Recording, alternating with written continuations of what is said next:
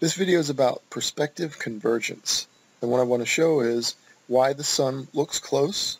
I want to show why the sun looks close when it's casting out its crepuscular rays, and I want to show how the underside of the clouds are lit, and I believe perspective convergence also shows us how the sun goes into the ground when it sets. And last but not least, I'm going to show you how the sun path matches the flat earth model and does not match the heliocentric ball earth model.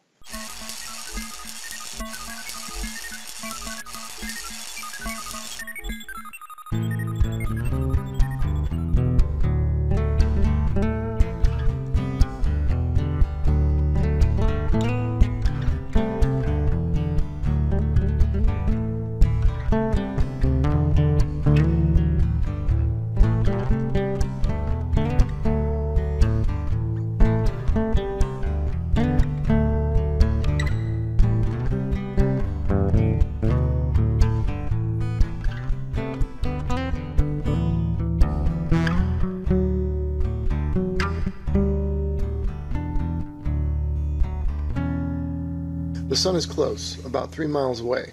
How do I make that claim?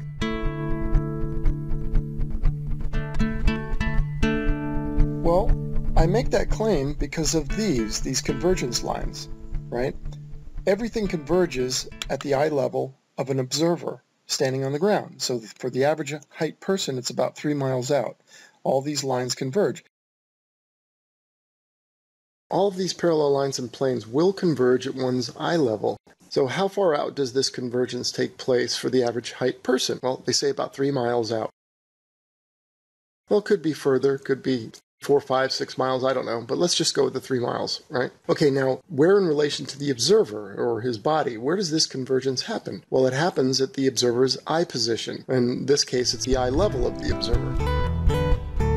So in this picture we have the ground or the water ramping up following the convergence angle. And when the ramping ground plane intersects with one's eye height, that's when one's horizon is formed. You can see objects beyond your horizon, but you can't see any more ground at that point. And that's why objects beyond the horizon are blocked from the bottom up. And that has nothing to do with any sort of curvature. It's all perspective convergence on a flat plane. That's where everything converges. And that's where your depth perception stops. Your horizon then, and the convergence that takes place occurs about 3 miles out. Here's the crazy part. Visually, clouds, sun, moon, stars, airplanes, everything would go then to your horizon because that's where the convergence point is. That's where it would visually go from your perspective. Now, when I say visually, I don't mean some visual apparition or some kind of illusion, optical illusion, so much as I just mean perspective and convergence, right? Perspective convergence. Because when we see the sun, that's the converged path. That means it's the actual path, but it's converged. So the sun is actually traveling on that path. That's close. That's not far. I don't know how far it is, but it's close enough that we can see the converged path of the sun in our atmosphere.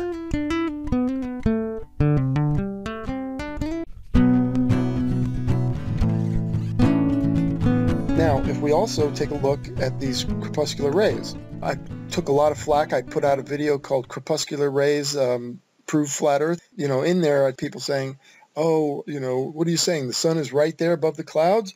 And, you know, I'd say, yes, the converged position is right there above the clouds, right? So, you know, they say, well, can you run into the sun? Or how come you can't fly above the sun? Because if you try to go where the sun is, right, if you try to go up, well, then you've just changed your point of view, right? Your perspective has changed. Your position relative to the sun has changed. So the sun, as you move up, is going to change its position, right? And it's going to move more towards its actual position. For instance, like these flowers, right? These flowers are going out in rows and rows and rows.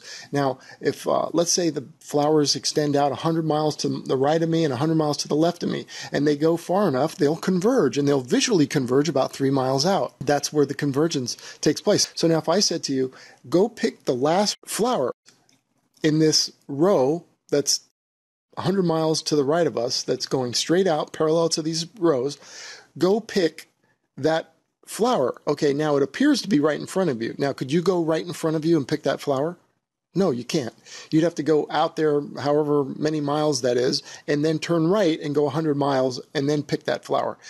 But visually, it's right there in front of you because that's where the convergence is. That's where you see it because it's converged. That's perspective. No other illusions other than that. It's perspective. When you say, I'm going to head straight out to pick that flower, well, it's not going to happen because every step you take, you're starting to change your perspective or your point of view. So as you move out towards that flower, all those flower rows are going to start to spread out.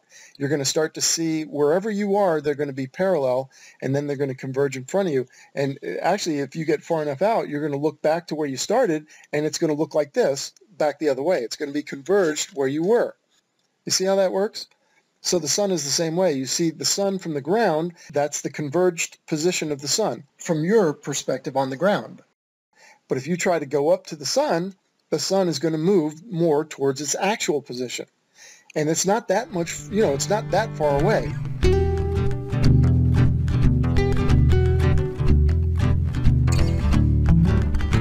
Now, look at this sunrise right here. You're going to tell me that's 93 million miles away. And then look at its setting. That's a close sun cruising over our flat Earth. And the higher up you get, I found that the sun looks lower and it looks closer.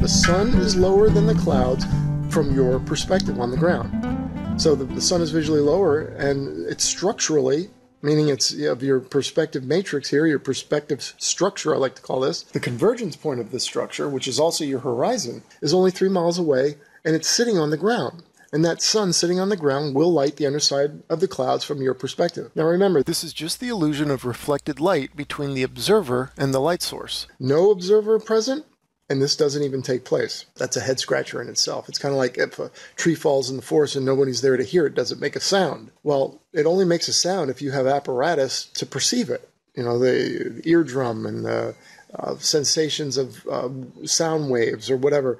They're only what they are if you have an apparatus to receive it. So it's kind of like the sun and the light. You need eyes and you need consciousness to be able to receive this stuff, to perceive this stuff. Okay, the clouds are lit up. And specifically, the underside of the clouds are lit up because they are acting as a mirror or reflective surface. And none of this, like I said, is real. It's just a reflection. For instance, look at these two guys standing on the shore. The guy on the right sees the water lit up between himself and the sun.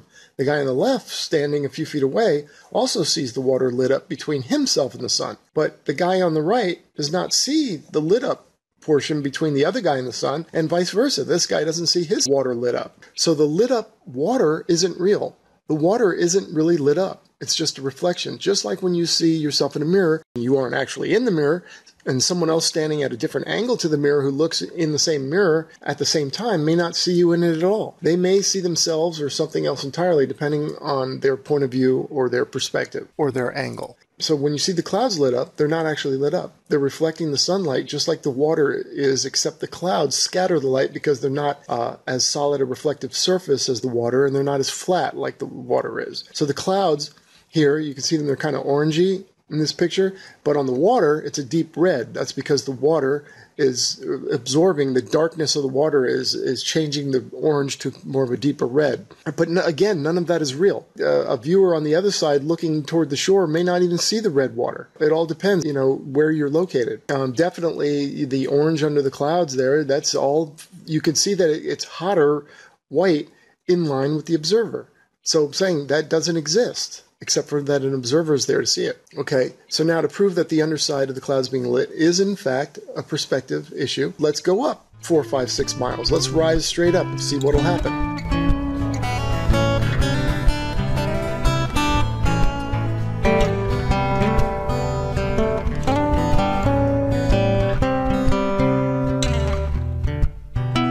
The clouds will now be below us, and the tops of the clouds will now be lit up. Okay, and so as we rise up, the sun rises with us because the sun's on the horizon, and the horizon always stays level with your eyes.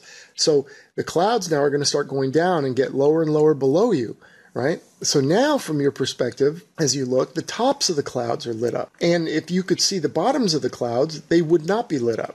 Same as when you were on the ground. When you were on the ground, you saw the bottoms of the clouds lit, but the tops wouldn't be lit. And it's all just a reflection because it just changed your perspective and it changes.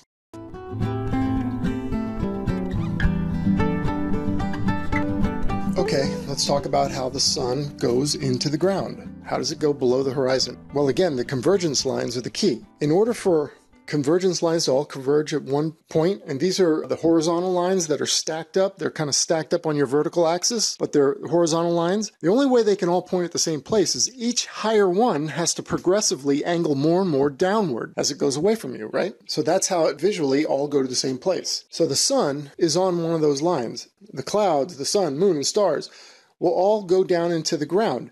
Now, here with these blue slats, right, these blue planks, I put lasers on them, essentially, these yellow lines. Now imagine those are tight lasers that don't spread out.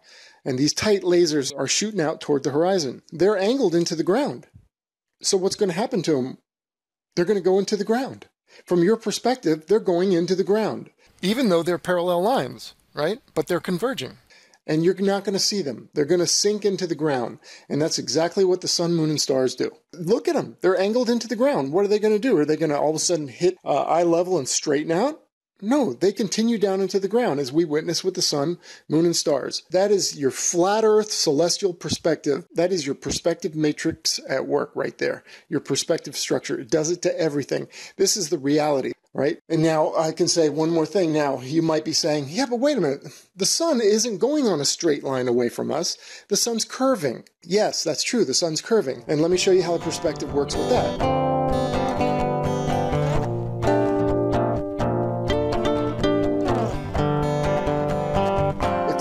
In the center of the circle, let's say the sun is circling over you and you're at the North Pole, you'd be at the center of the circling sun. Then you'd see the sun go around you 360 degrees. But not many of us can be at the North Pole to see that, right? But that's what happens, right? Well, most of us live as near the path of the sun. So as you move towards the path of the sun rises. And the parts that are further away from you, the sun lowers. But now head towards the path of the sun and watch what happens. The other side dips down and that goes below your horizon. So what you get is this pyramid shape. The sun comes up and over you, and it's slanted at an angle. The sun's path is the circular motion plus the up and down of perspective, and it causes it to slant.